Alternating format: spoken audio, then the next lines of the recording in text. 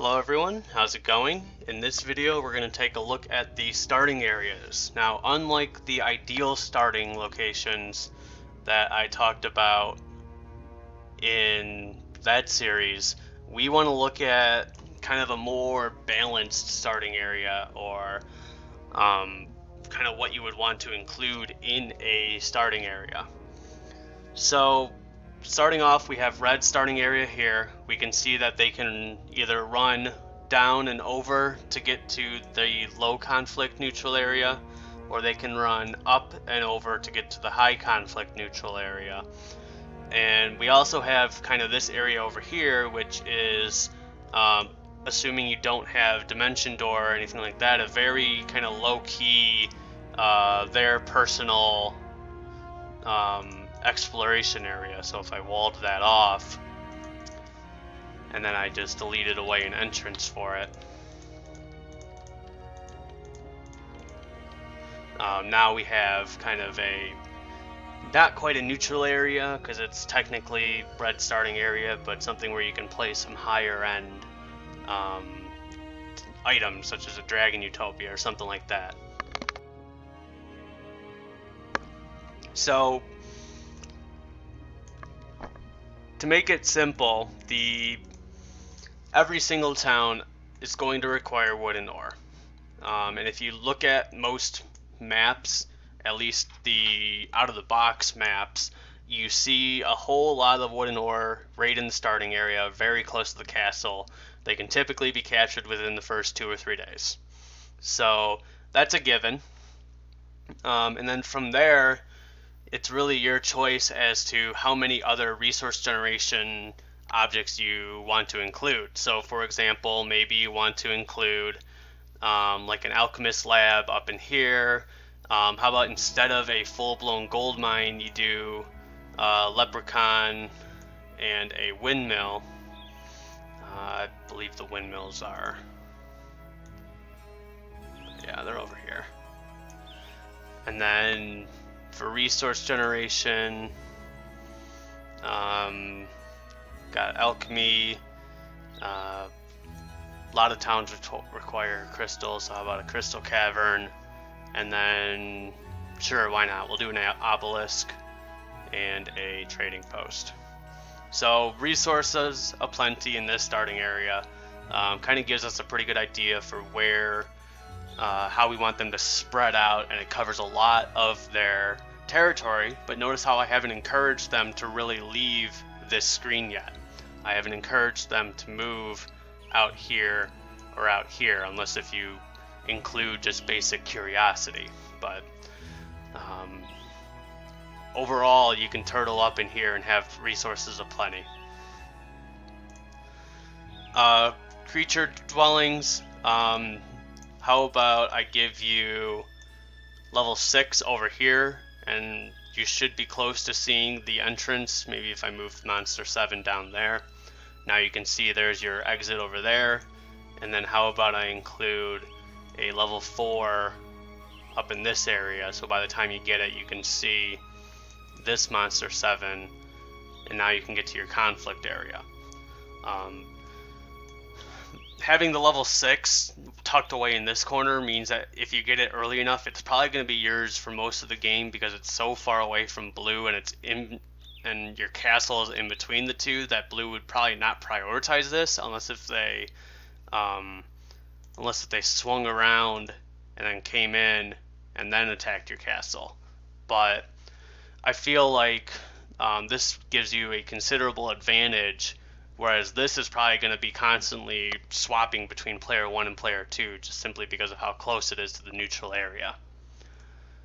I typically do 2 creature dwellings in the entrance. It gives a benefit without really being overpowered.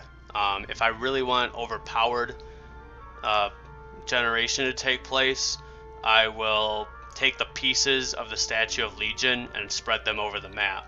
So that way, if you are able to build it, now you have that extra generation power.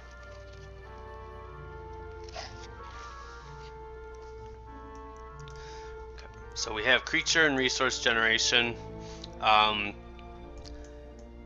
The treasury and the other resource generation where you have to fight, I typically leave those for neutral areas. However, I will on occasion on a big enough map include them in the starting area, especially if I know that I'm starving you on mines.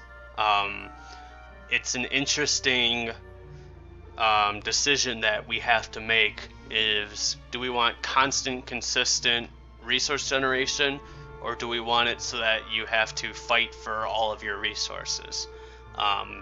Most of the time you're just going to mix the two, but if you really want to handicap one of the players, instead of mines, you can just give them all of the treasuries and the Medusa stores and stuff like that. So, interesting choice. I usually stick with resource generation because I like my maps to actually have a nice consistent flow to them. As far as other stuff you'd want to include, redwood observatories, I prefer them to be in areas where they will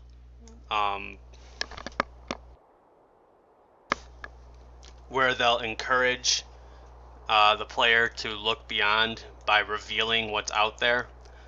So typically when you play my maps, you'll see that they're positioned in a way that you'll be able to see what's just beyond here, and you'll get a feel for whether or not it's worth it to charge through this level 7 and start exploring. I've seen maps where they're plopped down right here, but if I wanted to do that, I would simply play as the tower and build it in my town. So I feel that observatories that are right next to a town are kind of a waste of space. It could be better used. Typically, if I'm going to put anything right next to a town, it's going to be a learning stone just to give you that quick level 2. Nope, just a little bit higher. So now any hero you create, you've got a quick level 2, and you're free to continue exploring from there.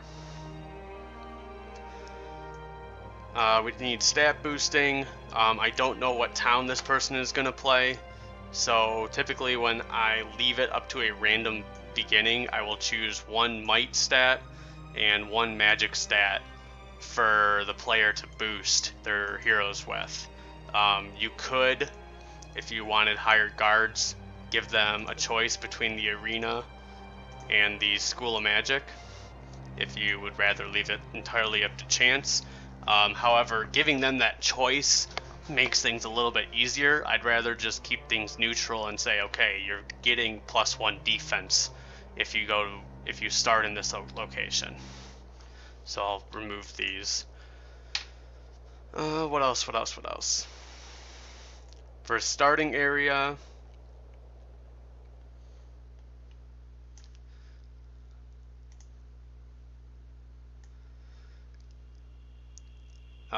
questing. I mentioned it in the ideal starting locations that questing is involved, and I always include at least 1 quest in the starting area. I have a miscellaneous map making video coming out specifically for quests, so I'm not going to talk about it here. However, I feel that in order to have a good map, you need good player versus environment starting setups and good player versus environment playability. So questing is very important to me throughout this series. So even if instead of a level 7 there, how about I place a garrison or a border guard, or even a quest guard that says you have to be player 1 or something to that extent. I feel that questing is one of the easiest ways to have a good player versus environment map, so you don't have to cram it full of enemy players in order to have something going on every turn in the player's screen.